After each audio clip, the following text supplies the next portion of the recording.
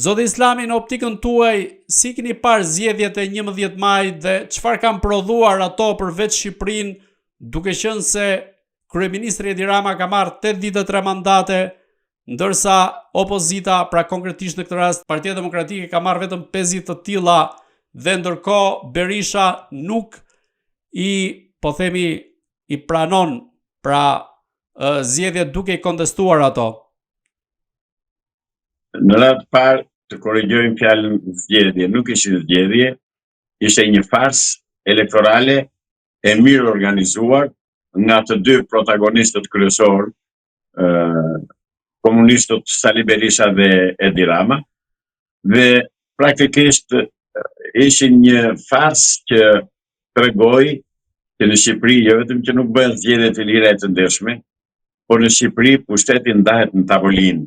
Por dhe bëjnë atë show mediatik që shikon ne, ja, qytetarët erdhën votuan, na votuan neve, morëm 83 vota, morëm atë, morëm këtë, ato që kishte paracaktuar që më përpara Edi Rama, që do marrë 88 vota, thoshe, dhe do bëj ato që dua unë, dhe praktikisht ai është një autokrat i mbështetur nga antishqiptarët e Evropës dhe nga Moska. Pra, Edi Rama nuk bëri gjë tjetër veç se buri në jetë atë marrëveshje që ka bërë me Sali Berishën që në vitin 2008. Dhe kjo vërtetohet nga numri i pakti votuesve që kanë i zgjedhësve që kanë votuar kësaj radhe. Aktualisht në Shqipëri nuk banojnë më shumë se 1 milion vet, 900.000 janë për saktësi, dhe kanë votuar vetëm 10.3% e popullsisë, e votuesve, e zgjedhësve. Prandaj gjithçka ishte një farsë. Ta mendojnë që tani Sali Berisha e ka zgjedhur, i bie vazhdimisht që manës në Stradinit. Më vodhen votat, ka 32 vjet që sa herë u bë Sali Berisha, thot më vodhen votat. Si kam dëgjuar ndonjëherë këta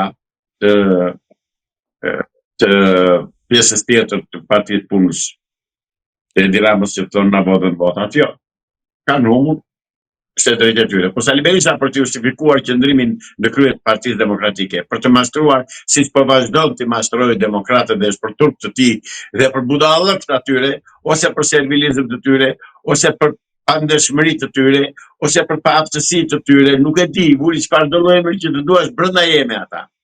Ata janë të pa aftë dhe janë servil që kanë korrur para nga vendimet dhe veprimet e Sali Berishës pafund. Prandaj dhe e vazhdojnë dhe e mbështesin.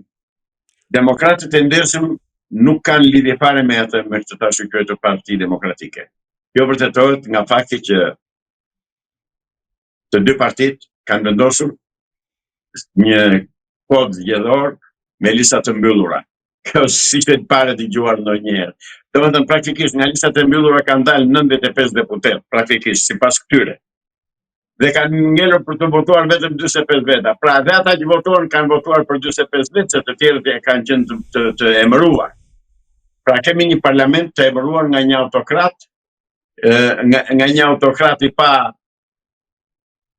pa shpallur, është autokrat, por është i pa shpallur, dhe bën si do qefi Edi Ramës. Sa kohë do vazhdoj kjo, është tjetër punë.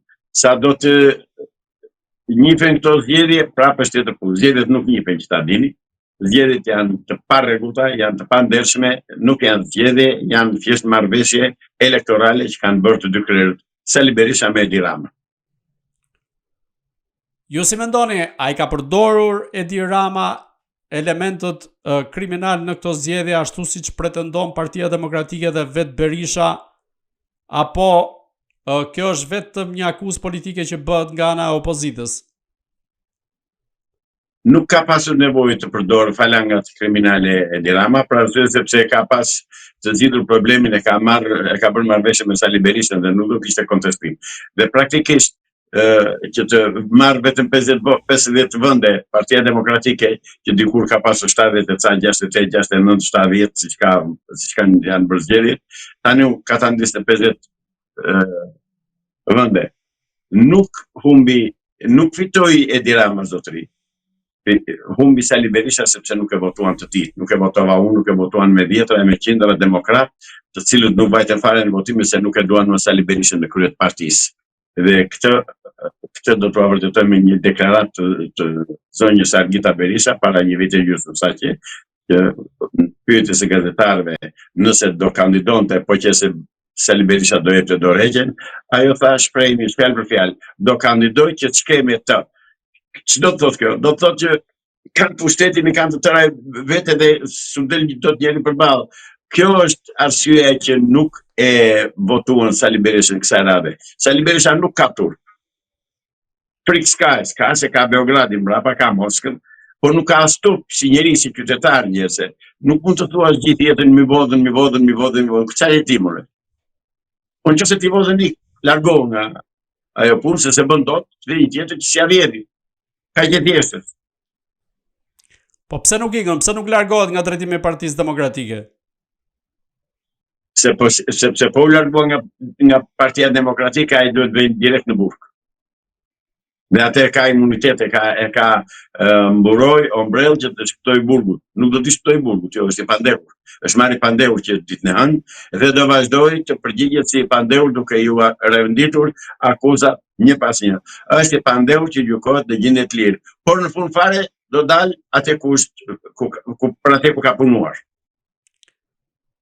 Ju e përmendët deri diku, po a mendoni se ka një marrëveshje konkrete të fshehtë midis kryeministrit Edi Rama dhe kreut Partisë Demokratike Sali Berisha në mënyrë që Edi Rama të qëndrojë në pushtet, ndërkohë nga ana tjetër vet Berisha të mbajë krerët e Partisë Demokratike?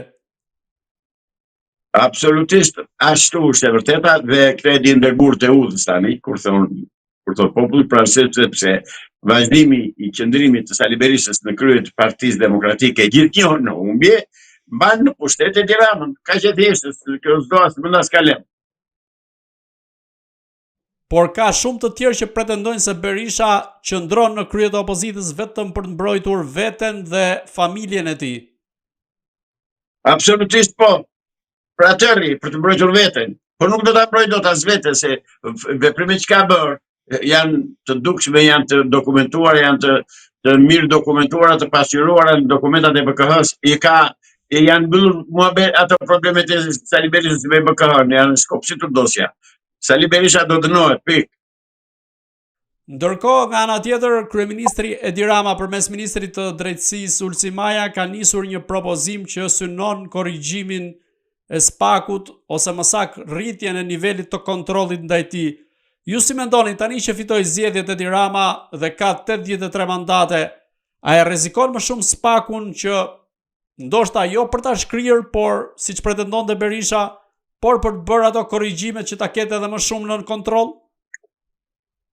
Në radhë parë, Edi Rama s'ka fituar zgjedhje dhe zgjedhjet nuk janë njohur dhe zgjedhjet nuk do njihen dhe këto zgjedhje nuk kanë asnjë vlerë në politikën shqiptare.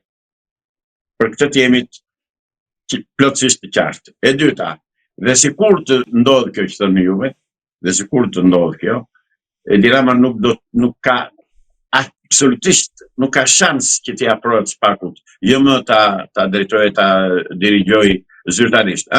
Nëpërmjet agenturave që punojnë agentëve të iç sigurimit shtetit, si punati kraj, se ca të tjerë që janë futur në SPAK kontraband, ashtu mund të ndikojë ai. Po zyrtarisht që të thotë nuk e njoh, nuk e bëhet, i thotë mos bën atë, mos bën këtë të harrojë Edi Rama se nuk e bën dot.